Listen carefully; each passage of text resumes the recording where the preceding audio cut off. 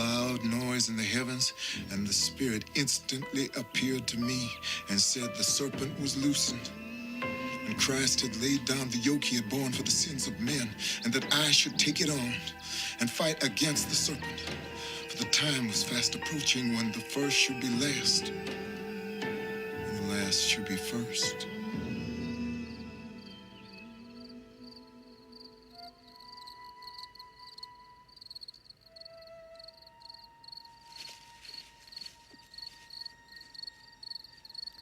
Y'all, we're back with the film about Nat Turner. Subscribe, like, comment, and share. We're gonna have to report this in 2 parts.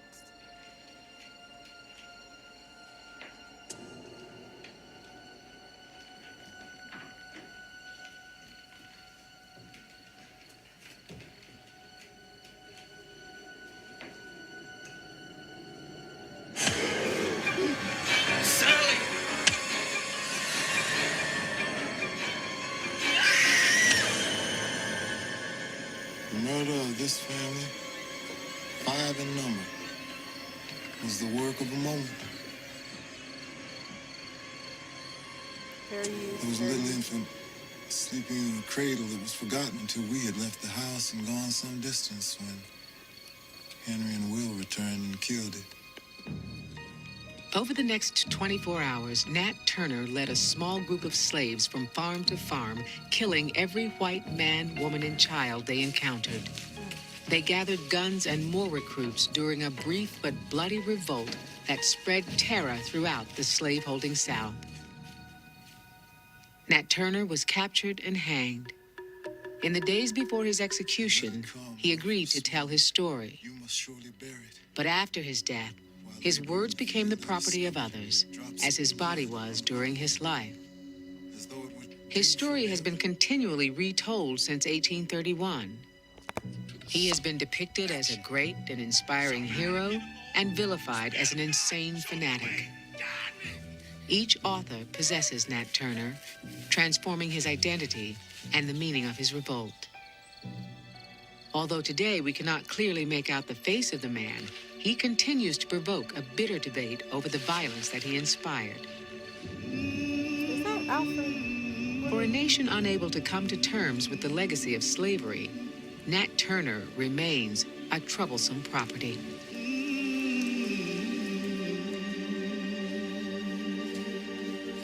I'm gonna pause this real quick because I want to say, yeah, a lot of these older films that kind of had more accurate depictions were narrated by our people. Like, the spirit is in it. You can't find them, right? They're under lock and key in some cases and just hidden in the archives. So I'm going to try my best to bring them back to the surface and record a lot of this. Fair use, fair use. All right, I'm going to shut up. Nat Turner's slave rebellion triggered a massive mobilization of local militia and vigilante units in Virginia and neighboring North Carolina. As many as 3,000 armed men were called into action to fight what turned out to be 60 to 80 rebels. The balance of sheer military power was weighted tremendously against the slaves in this country.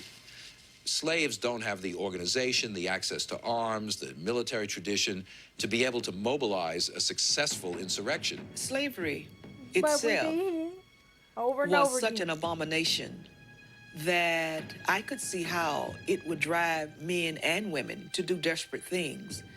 And a slave revolt, by its nature to me, is a pretty desperate act. Outraged by the sight of the victims of the revolt, including many badly mutilated women and children, the militia and vigilante units engaged in a slaughter of their own.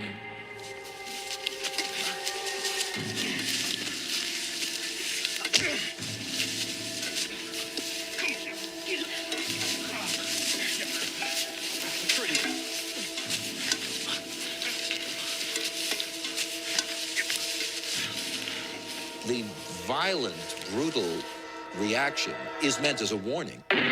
It's meant to frighten those who might be contemplating acts like this in the future. It's meant to demonstrate the power of white society. At least 50 and perhaps many more slaves and free blacks were summarily executed in the days after the suppression of the rebellion. There's no question that there's a cult of violence that surrounds the tension between black and white during slavery times and after. It's hard for us to fathom cutting off people's heads and putting them on poles, parading them around, hanging bodies up in chains, dismembering the body, taking home souvenirs. We know all about the victims, the white victims of Turner's Rebellion, who they were, where they were killed, what their names were, what their families were. Nobody knows the names of even all the participants in the Turner Rebellion, and certainly all the innocent blacks who were killed or imprisoned or beaten afterwards. This is not part of our official historical memory. That piece of the story is just forgotten or suppressed and probably can never really be completely recovered.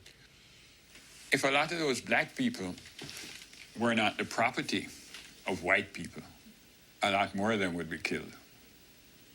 Wasn't it Virginia law that said if you kill somebody's slave, the state had to reimburse them the cost of the slave or something like that? Bailiff, will you approach, please? Every rebel except Nat Turner was quickly killed or captured. During the month of September and on into October, nearly 50 accused rebels stood trial in Southampton County. Stand up.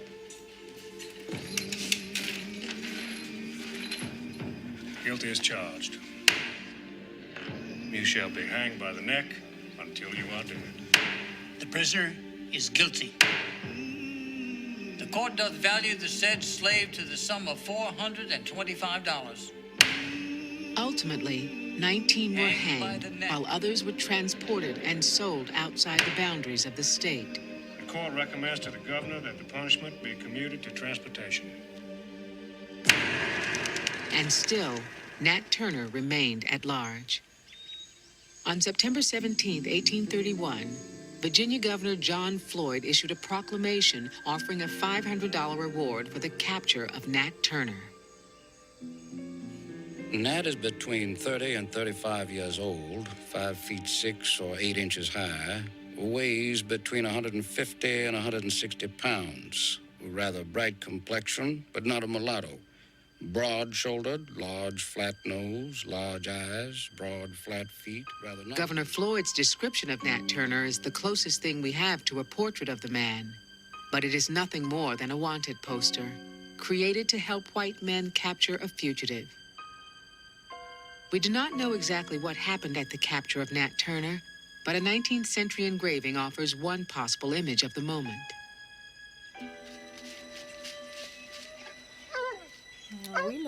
We do know it was not until October 30th, 70 days after the outbreak of the rebellion, that Benjamin Phipps stumbled on to Nat Turner's hiding place. The slave had never wandered further than a few miles from his home farm. Come on out of there. You come on out of there now.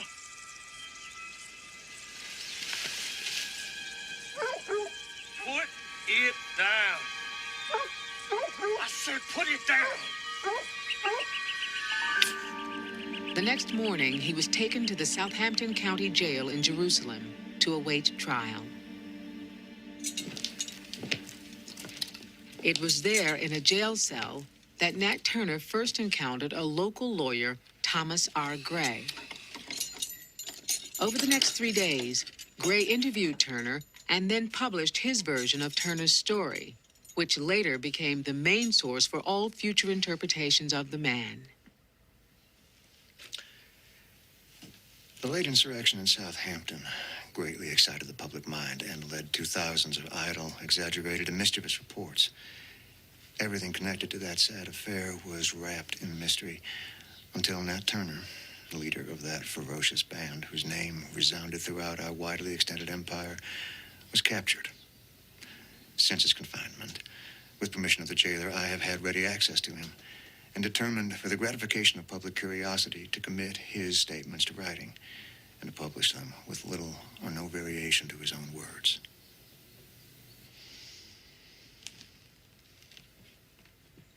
Nobody can, I think, say precisely why Thomas R. Gray went into the jail cell on November the 1st, 1831. It could be that he just wanted the public to know. He felt the public had a right to know what Nat Turner had done from Nat Turner's own point of view. It could be that he sought prestige after a great drop in his own reputability by going in and making himself as famous as he could by being Nat Turner's amanuensis, taking down what he said. He could have been thinking of the income he might derive. You have asked me to give you the history of the motives which induced me to undertake the late insurrection, as you call it. To do so, I must go back to the days of my infancy and even before I was born. I was 31 years of age on the 2nd October last, born the property of Benjamin Turner of this county. Being at play with other children when 3, 4 years old, I was telling them something, which my mother overhearing said it had happened before I was born. I stuck to my story, however, and related some things which went, in her opinion, to confirm it. Others being called on were greatly astonished, knowing that these things had happened, and caused them to say, in my hearing, I surely would be a prophet, as the Lord had shown me things that happened before my birth. Many historians are not convinced that all or even most of the words Gray attributes to Turner were actually spoken by him. There is no Nat Turner back there whole to be retrieved. You'd have to go and create Nat Turner. I mean, we have a very fragmented, disjointed narrative, which purports to be the Confessions. And there's the question of whose voice is there. I do not believe for a moment that Nat Turner talked that way. It is very clear by now that we cannot take Nat Turner's confessions at face value. But it is also very clear that we cannot cast it aside. Gray's Confessions of Nat Turner creates a definite image of the man, but we can never be sure the face we see is that of Nat Turner. I was praying one day at my plow. The Spirit spoke to me, saying, seek ye the kingdom of heaven, and all things shall be added unto you. What do you mean by the Spirit? The Spirit that spoke to the prophets in former days. Nat Turner must have eaten up the Christian and Hebrew scriptures and must have begun to feel and see and sense himself as the embodiment of these. The thunder rolled in the heavens, and blood flowed in streams. And I heard a voice saying, such is your luck. Such you are called. And let it come, rough or smooth, you must surely bear it.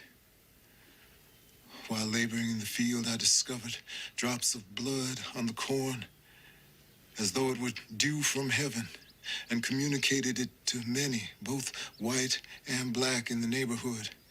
And I then found on the leaves in the woods hieroglyphic characters and numbers, with the forms of men in different attitudes portrayed in blood and representing figures I had seen before in the heavens. And on the 12th of May, 1828, I heard a loud noise in the heavens, and the Spirit instantly appeared to me and said that the serpent was loosened, and that Christ had laid down the yoke he had borne for the sins of men, and that I should take it on and fight against the serpent.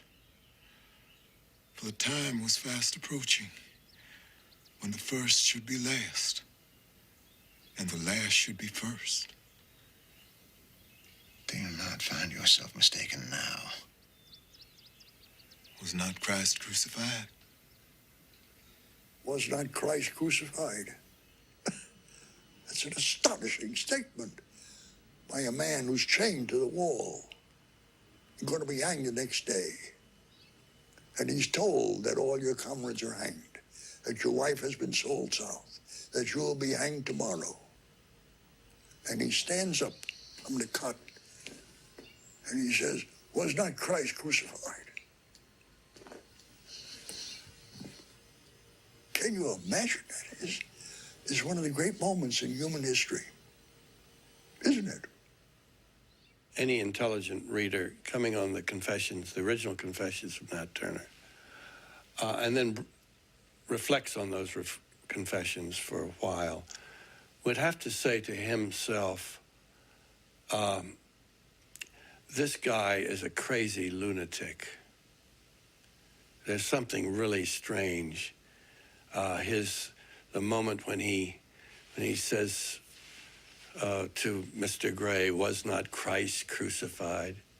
The myths contradict each other, and they grow up. You know, he's a saint. He's a crazy man. You know, you get conflicting reports, and people repeat them. They get carried on, and the historian has to peel back through that onion and try to find the real historical person. And until the first sign appeared, I should conceal it from the knowledge of man.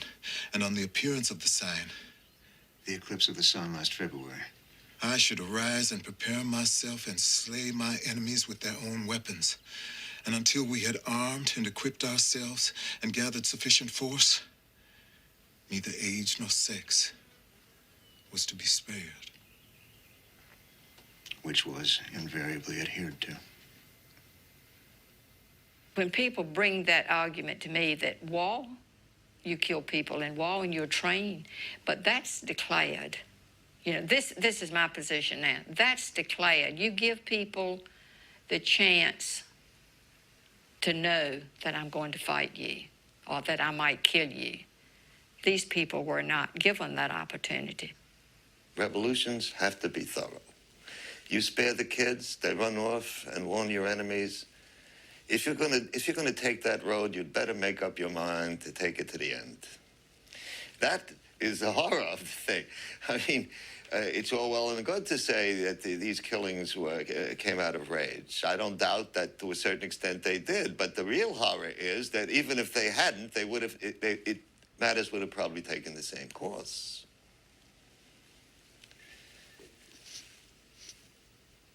A revolution is either thorough or it's doomed. Real revolutionaries know that, which is why they have to proceed in cold blood. The murder of this family, 5 in number, was the work of a moment. There was a little infant sleeping in a cradle that was forgotten until we had left the house and gone some distance, when Henry and Will returned and killed it. The killing of the women and children stick in my craw more than anything else. He would certainly be remembered better by history if he had limited the killing to adult males or white adults. That evil that he saw was what was needed to be destroyed. And the only way to force the destruction of that evil was to make the price so high that those who was practicing slavery would eventually sue for peace and says, we cannot keep slavery because it will cost us too much. The only thing I will say is slavery was so wrong, but murder is wrong too. We started for Mrs. Reese's, where, finding the door unlocked, we entered and murdered Mrs. Reese in her bed while sleeping. Her son awoke, but had only time to say, "Who's that?" And he was no more. I think that for many people, Many white people, they identify with the innocence. They identify with innocent children. It's a position that's much more comfortable than identifying with slaveholders. And because that's a feature of the story, it makes it seem safe for people who know that they have to stand morally against slavery to say nonetheless that there was something morally wrong in the uprising. I don't think his goal was to kill white children. His goal was to give freedom for his people. And if, way before Malcolm even said it, by any means necessary, and if that meant the killing of white children, so be it. And it was an uncompromising position, and I think it was based on something that he had seen around him, the killing of black children, the selling of black children. And it was reprehensible, but he, I understand why he did it.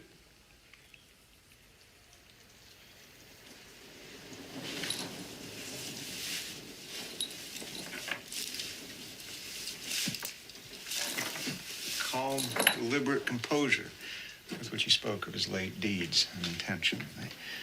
The expression on his fiend-like face when excited by enthusiasm, still bearing the stains of the blood of helpless innocence about him. Clothed in rags, wrapped in chains, yet daring to raise his manacled hands to heaven with a spirit soaring above the attributes of man. I looked on him and my blood curdled in my veins. He's a complete fanatic. He plays his part most admirably.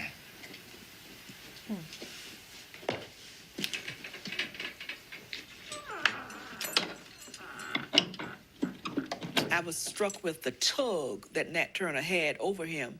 And so I remember thinking, even as he was trying to present him as this figure, this misguided fanatic, as he called him, he was still fascinated with him, impressed by him in some way. Over and over again, those who search for the meaning of Nat Turner begin their inquiry with a search for the meaning of the Confessions. I see Turner's Confessions as our confessions of not really being quite sure who we are in relationship to each other, black and white in this country.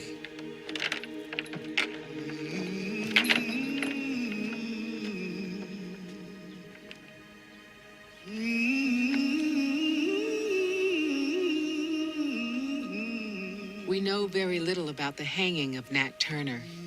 The only contemporary account appeared in a local newspaper. And as with all Nat Turner's stories, we are left with more questions than facts.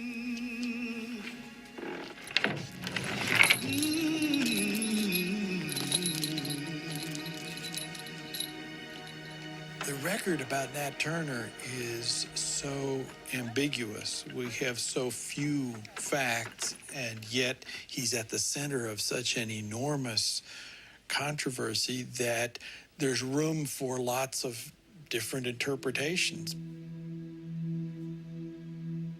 In 1852, Harriet Beecher Stowe created a national debate on the morality of slavery with her novel Uncle Tom's Cabin. When she published Dread, A Tale of the Dismal Swamp in 1856, with the title character closely based on the historical Nat Turner, she confronted the question of ending slavery by violent means. But she could not embrace an uncompromising black man who was devoted to the death of all white people, and so she softened him considerably. He was a tall black man of magnificent stature and proportions. He wore a fantastic turban. There were elements in him which might, under other circumstances, have made him a poet.